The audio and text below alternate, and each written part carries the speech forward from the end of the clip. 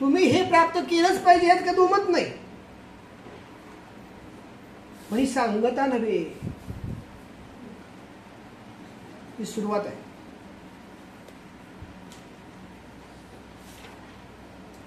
Example सांगू शकाल? हे बघा, 2500 वर्षापूर्वी नवनाथांच्या हातामध्ये त्रिशूळ होतं, झोळी होती आणि भगवी वस्त्र होती. साईनाथांच्याकडे झोळी होती, त्रिशूळ नव्हतं, पायात अनवाणी होते. श्रद्धा, सबुरी, निष्ठा, सेवा, 4 सूत्र होती. श्रद्धा, सबुरी, निष्ठा आणि सेवा.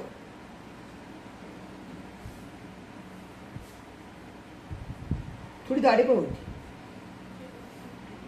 दादानी दाढी पण काढून टाकली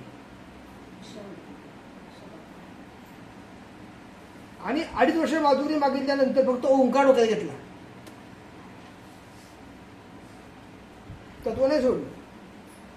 कालाय दसमे नमः, जसा काळ बदलत गेला तशी बदलत गेली. आता फॉरेनला दादा गेल्यानंतर त्रिशूळ जर घेऊन गेले असते तर माणसं काय म्हणली असती?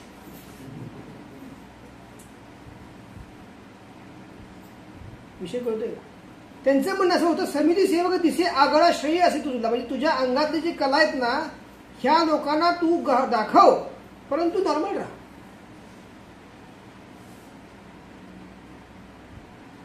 काय सांगतोय?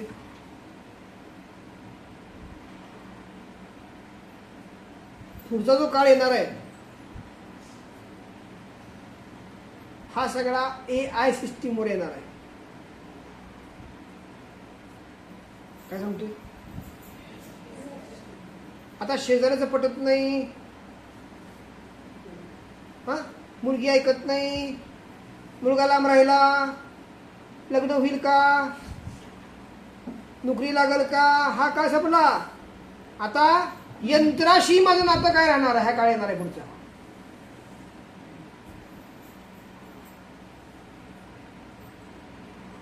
काय कळलं? आता हे सगळं तुम्हाला दिलं दादांनी. टेलिपॅथी येते का? ध्यान येतं का? धारणा येते का? समाधी येते का? हे सगळं आलंच पाहिजे.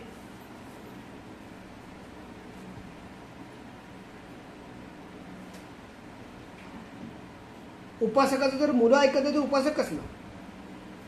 तू ताकदीने करून घे ना गोष्टी सगळ्या.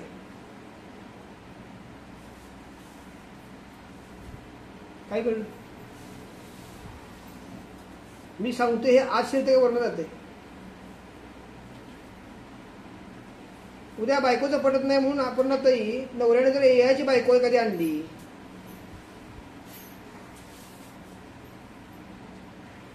तर तिची भांडणं पण तुम्हाला येणार नाही, पण ती चार्जेबल असणार आहे.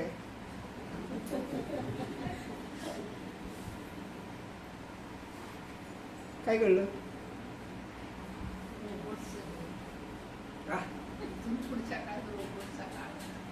मान्य आहे ना? बघा ना, 2500 वर्षापूर्वी त्रिशूळचा काय होता, 350 वर्षापूर्वीचा जो काळ होता तो कसा होता?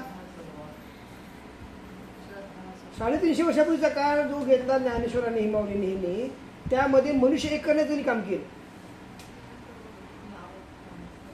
बाबांनी जे काम आता 100 वर्षापूर्वी 150 वर्षापूर्वी केलं ते काय शिकवलं? मानवजात शिकवली. दादांनी काय केलं? एनर्जी शिकवल्या. आता आम्हाला करायचंय काय?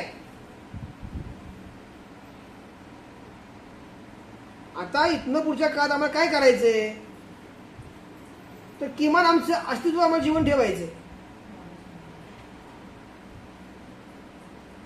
आता म्हातारी माणसं तरुण लोकांना नको झालीत.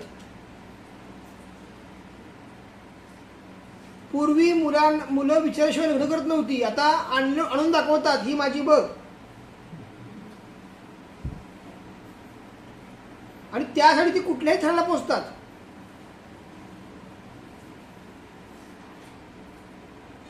आणि हे थांबवणं तुमच्या हातात नाहीये. हे फक्त या शक्ती असतील तर तुम्ही थांबवू शकता. म्हणून 8 दीक्षा प्रत्येकाला आल्याच पाहिजेत. काय सांगतोय?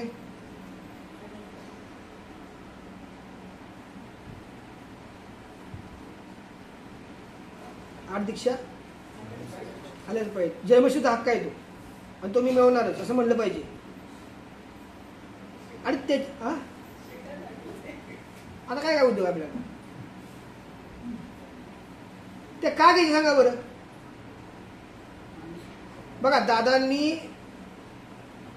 वंशाचा अंश केला बाबांच्या आशीर्वादाने. आज भविष्य काळामध्ये AI सिस्टम अशी जी पुढची येणार आहे, तुम्हाला ते सगळं उद्या डिटेल तुम्हाला सगळ्या गोष्टी कळतील. आणखी मी तो विषय सगळं डिटेल काढत नाही आज. आज पुष्कळ तुमच्या पोटात डोक्यापुरतं पुष्कळ झाले.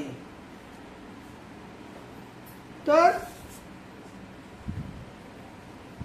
तुमचं जगणं अवघड आहे. वंश आणि अंश हा विषय कुठला झाला? 100 वर्ष 200 वर्षापूर्वी झाला. आता तो विषय आला नाही. आता वंश पण कळलं नाही, अंश पण कळलं, जगणं अवघड झालं. विषय कळतोय का नाही कळतोय? बल्लारी पटतंय मी बोलतोय.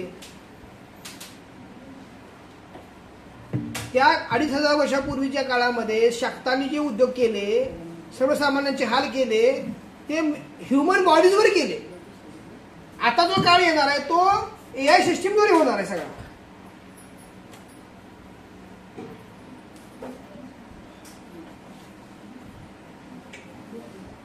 तत्व हेच आहे आपल्याला, तत्वनाथांचंच आहे, सोडायचं नाही आपल्याला. पण हे तत्व धरून पुढचा जो प्रवास करायचा आपल्याला.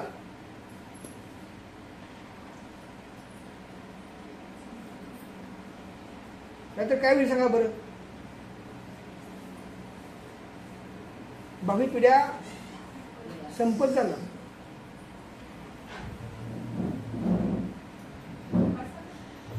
ज्या वेळेस किती वाजले गड्या? चहा घ्या, थांबून आले का?